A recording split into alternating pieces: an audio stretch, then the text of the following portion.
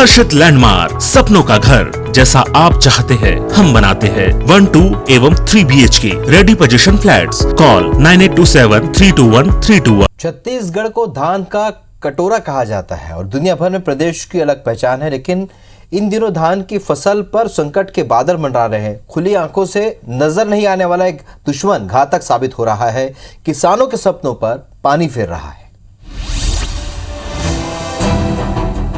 जरा इस तस्वीर को ध्यान से देखिए। पहली नजर में मकड़ी की तरह दिखाई देने वाला ये कीट इन दिनों खरोरा में धान की फसल को बर्बाद कर रहा है। प्रदेश में कृषि वैज्ञानिकों को चकमा भी दे रहा है।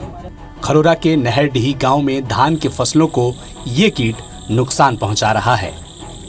फसलों के बर्बाद होने की खबर जैसे ही रायपुर कृषि वैज्ञानिकों को लगी, तत्काल गांव पहुंचकर फसलों की जांच की। तब खुलासा हुआ कि पेनिकल माइट नाम का कीट किसानों की मेहनत पर पानी फेर रहा है। ये तो वैज्ञानिकों मन नहीं बता सकते फिर बीमारी ला साल के ला। वैज्ञानिक पद्धति है तो अब की स्थिति मौसम में देखते हुए तब ठीक नहीं लगा था।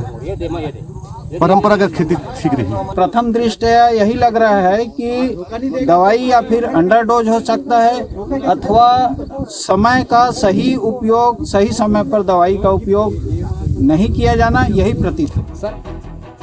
धान की जो फसल इस कीट की चपेट में आ चुकी है, उसे बचाने का उपाय अब वैज्ञानिकों के पास भी नहीं है। उनका मानना है कि समय रहते बीमारी की पहचान हो जाती तो फसलों को बचाया जा सकता था।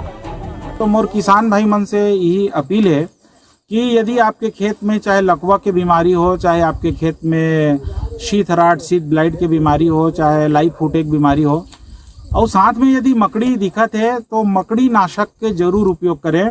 बहुत सारे दाने जो है बदरंग हो गए थे और पत्तियों में बीमारियां थी, शीत ब्लाइट का अटैक था, ब्लास्ट का, भूरा धब्बा का।